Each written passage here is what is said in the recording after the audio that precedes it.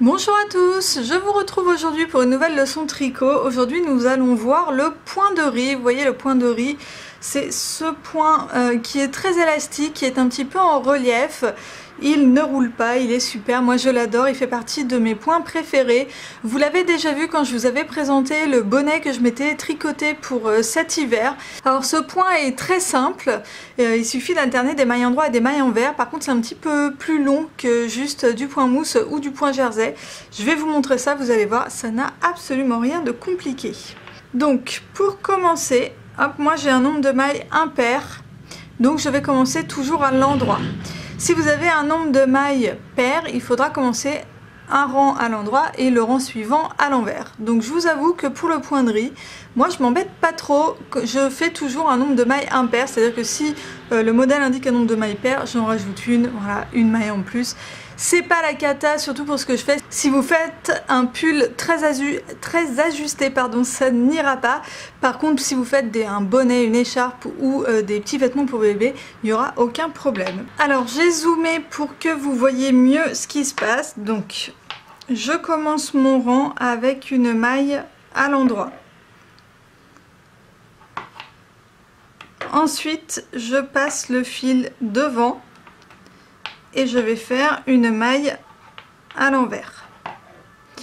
Puis je repasse le fil derrière et je vais faire une maille à l'endroit.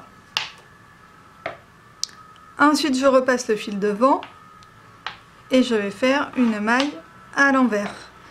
Donc vous avez compris le principe, ainsi de suite jusqu'à la fin du rang. J'alterne en fait à chaque fois une maille à l'endroit et une maille à l'envers. Donc pour bien comprendre comment se passe le point de riz, en fait le principe c'est de contrarier la maille qu'on est en train de tricoter. Donc je vais vous zoomer encore plus pour que vous puissiez bien comprendre comment repérer les mailles endroit et les mailles envers quand elles sont déjà sur le tricot. Si jamais par exemple vous êtes interrompu dans votre tricot et que vous ne savez plus trop où vous en êtes, et bien ça vous permettra de le reprendre facilement. Alors voilà, j'ai zoomé très près, donc j'espère que ça ne va pas trop bouger puisque du coup le zoom très près comme ça est très sensible dès qu'il y a un tout petit mouvement. Alors moi je vous avoue que pour repérer les mailles endroit des mailles envers, je repère plutôt les mailles envers parce que c'est les plus faciles et je sais que celle d'avant et celle d'après c'est une maille endroit. Donc en fait la maille envers c'est celle qui va être collée à l'aiguille sur laquelle sont les mailles. Donc ici par exemple, là ici on a une maille envers.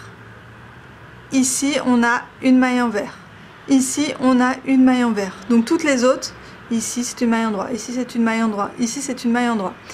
Donc quand vous allez tricoter votre point de riz, le principe va être de contrarier la maille. Donc ici vous avez une maille envers, donc il faudra tricoter une maille endroit. La suivante c'est une maille endroit, donc il faudra tricoter une maille envers. La suivante c'est une maille envers, donc il faudra tricoter une maille endroit et ainsi de suite. Et voilà comment on repère les mailles endroit des mailles envers. Et voilà pour cette nouvelle leçon tricot avec le point de riz. Je vous ai dit, moi c'est un de mes points préférés. Dites-moi vous ce que vous en pensez et quel est votre point de tricot préféré. J'espère que cette vidéo vous a plu et qu'elle vous aura été utile. N'hésitez pas à vous abonner si jamais ma chaîne vous plaise et que mes vidéos vous plaisent. N'hésitez pas également à laisser un petit pouce vers le haut si la vidéo vous a plu. Et puis voilà, c'est tout pour moi pour aujourd'hui. Je vous retrouve très vite dans une prochaine vidéo. Bye bye!